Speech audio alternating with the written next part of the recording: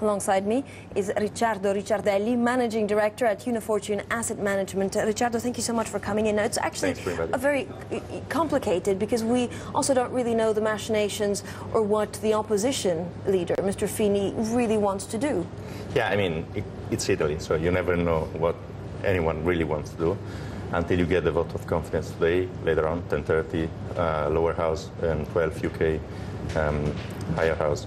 The situation is very, very open. The likely outcome will be uncertainty. Again, the only thing we have to really avoid is new elections.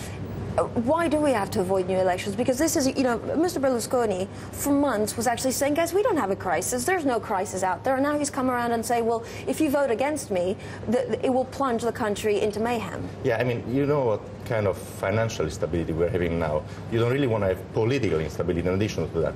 It has been weak since April when the Greek crisis started. Then again, September with Ireland. And with 255 billion of borrowing needs in 2011, this is not the kind of situation you ought to have for investors.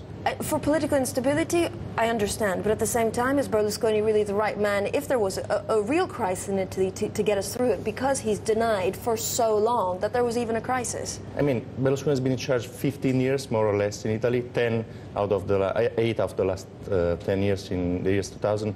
Italy is not growing since 2000, so a change is highly suitable for the country, no doubt about that. But uncertainty at the moment is the main fears for markets. But would he be the right man to actually lead Italy in a possible crisis? Unfortunately, he still got a lot of support in the country. He may win elections if we go to elections early March or April. My opinion, no. I didn't see any number, any result in the last 10 years, so evidence is against him.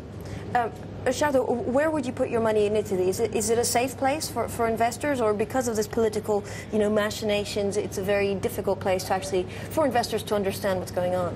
I honestly think Italy is much healthier than investors tend to think. It's much different than Spain, for example. Why is it different? Well, the banking system is healthy. Is definitely not in the same kind of trouble of the savings banks in Spain, or even the Sparkassen in Germany are more in trouble than Italian banks. But that said, this type of uncertainty and clarity is not suitable for investors. So you just get yields but no growth.